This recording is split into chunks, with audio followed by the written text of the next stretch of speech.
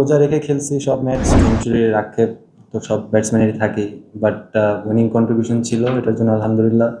আর overall এই টুর্নামেন্টটা আমাদের one day series যারা খেলবো আমরা, ওদের জন্য খুব ভালো একটা প্রিপারেশন হলো।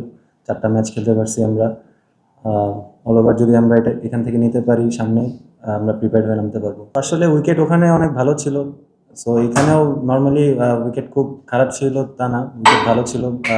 বলার ব্যাটসম্যান মানে স্পোর্টিং উইকেট ছিল, বলার যদি ভালো জায়গায় বল করে হেল্প পাবে, ব্যাটসম্যানরা যদি ভুল না করে কিছু হবে না। সো আমার স্পোর্টিং উইকেট ছিল, খুব ভালো ছিল, যেহেতু আমাদের সিরিজ এখানে।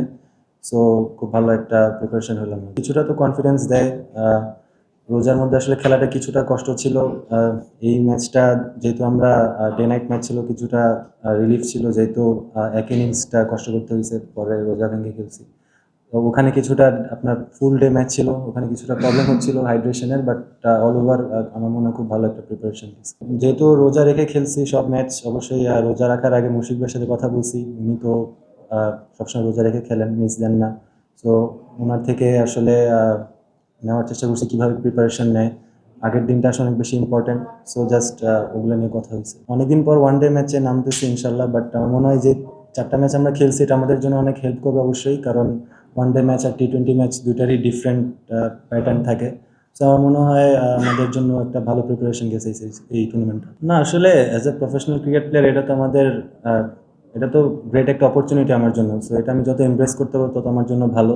সো আমি 6টা ওয়ান ডে ম্যাচ খেলছি টি-20-র ফাঁকে ফাঁকে।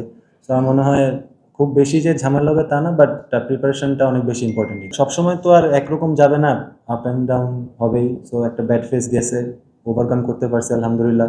কিছুটা মেন্টাল কন্ডিশনিং করছি, মাইন্ড ট্রেনিং করছি, যেহেতু একটা ব্যাড ফেস কনস্ট্যান্টলি যাচ্ছিল। সো আসলে এগুলো অনেক হেল্প করে। মাঝে মাঝে আপনার ট্রেনিং যতই করি, জিম যতই করি, রানিং করি, আসলে মেন্টাল কন্ডিশনটাও খুব বেশি দরকার হয়। সবাই হেল্প করছে, ফ্রেন্ড যারা ছিল, ফ্যামিলি যারা ছিল, সবাই হেল্প করছে।